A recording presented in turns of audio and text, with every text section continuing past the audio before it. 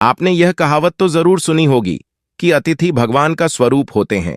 इसलिए जब घर में कोई मेहमान आता है तो उसकी खातिरदारी में हम कोई भी कसर नहीं छोड़ते हैं। लेकिन गणेश चतुर्थी एक ऐसा उत्सव है जब भगवान खुद ही अतिथि के स्वरूप में हमारे घर में रहने आते हैं। ऐसे में सभी लोग उनकी तन मन और धन से सेवा करने में जुट जाते हैं। जाहिर है, मेहमान को क्या पसंद है और क्या नापसंद है, इस बात का ख्याल रखना बेहद जरूरी होता है ताकि किसी भी वजह से उसे किसी परेशानी या फिर कमी महसूस ना हो।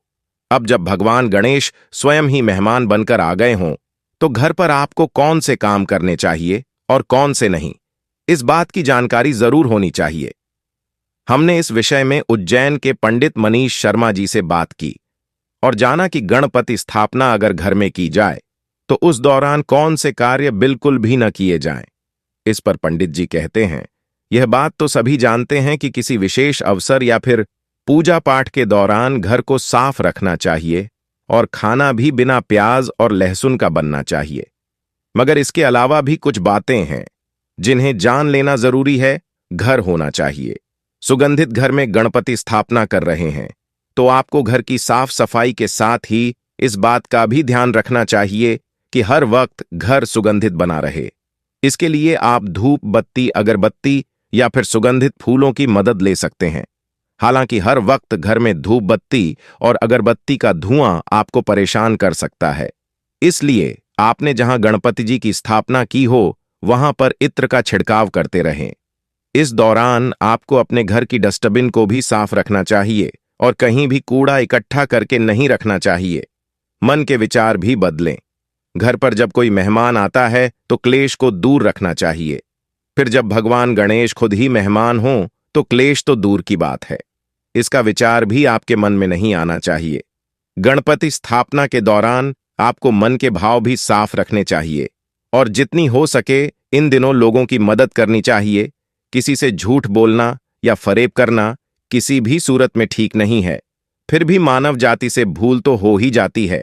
इसलिए आपको हर दिन ईश्वर से इस बात के लिए क्षमा मांगनी चाहिए कि जाने अनजाने में अगर आपसे किसी का दिल दुखा हो तो वह आपको क्षमा करे। घर पर न करें।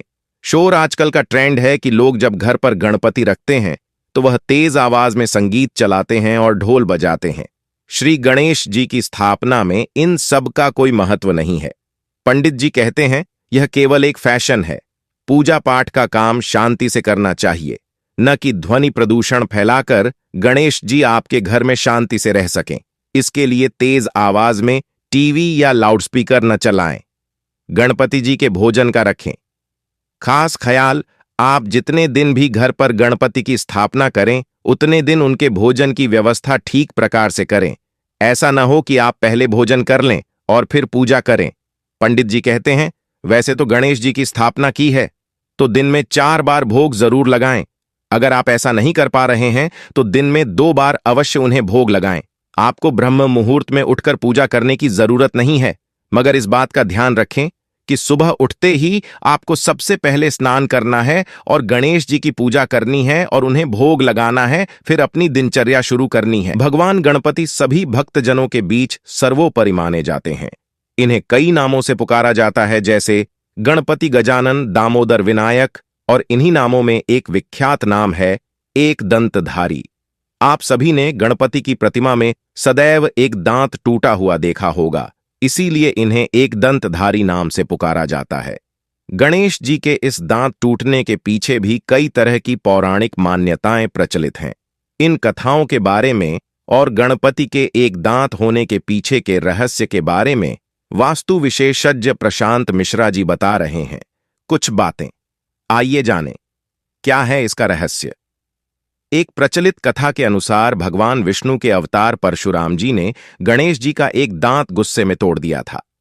कथा के अनुसार परशुराम शिव जी से मिलने कैलाश पर्वत आए थे, मगर उस वक्त भगवान शिव विश्राम कर रहे थे और बेटे गणेश को पहरा देने के लिए कहा था।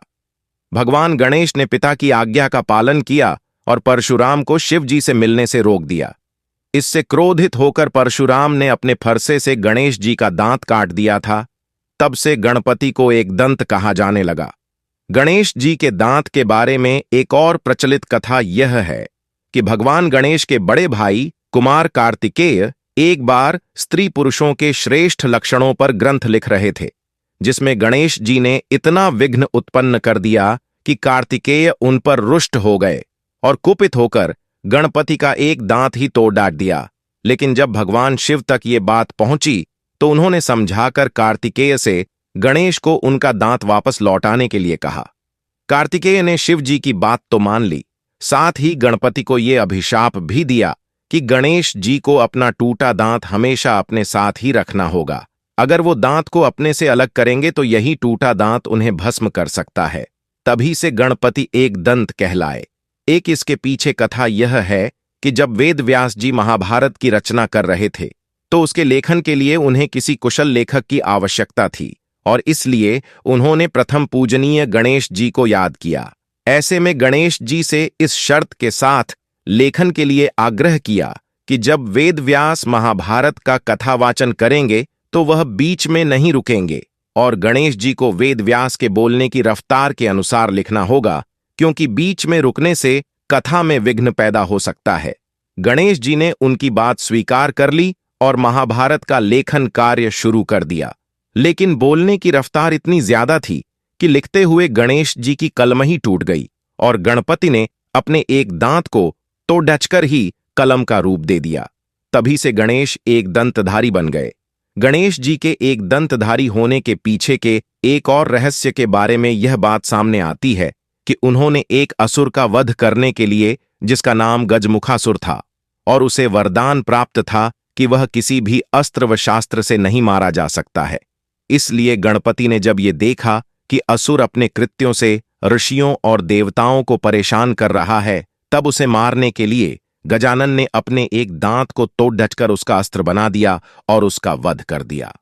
तभी से गणपति एक दंतधारी। भगवान गणेश हिंदू धर्म में प्रथम पूजनीय देवता हैं। किसी भी शुभ कार्य और पूजा को शुरू करने से पहले भगवान गणेश की पूजा की जाती है। जैसा कि सभी जानते हैं कि भगवान श्री गणेश सुख समृद्धि के देवता हैं और उनकी कृपा से जीवन के सभी कार्य बिना किसी बाधा के पूरे हो जाते हैं। इसलिए लोग घर के मंदिर में भगवान गणेश की मूर्ति रखते हैं। यूं तो गणेश जी की सूंड को लेकर अलग अलग धर्मों में अलग अलग धारणाएं हैं। हमने अपने घरों में गणेश जी की मूर्ति हमेशा बाईं और मुड़ी हुई देखी है। ऐसा कहा जाता है कि दक्षिण दिशा की ओर सूंड वाली गणेश जी की मूर्ति घर में नहीं रखी जाती है। यदि गणेश जी की मूर्ति की सूंड दक्षिण दिशा की ओर मुड़ी हुई हो तो यह शुभ नहीं होता है, वह मूर्ति अपने आप टूट जाती है। आमतौर पर गणेश जी की मूर्ति में दक्षिण की ओर सूंड केवल मंदिरों में ही देखी जाती है। कहा जाता है कि गणेश जी की दक्षिणमुखी मूर्ति की पूजा विधि विधान से करनी चाहिए। अगर उस पूजा में कोई गलती हो जाए तो गणेश जी नाराज भी हो सकते हैं। लेकिन अगर हम भगवान गणेश की दक्षिण दिशा की ओर सूंड वाली मूर्ति की पूजा करते हैं तो भगवान गणेश की कृपा हम पर लगातार बनी रहती है। दक्षिण मुखी सूंड वाली मूर्ति की अगर सही विधि से पूजा की जाए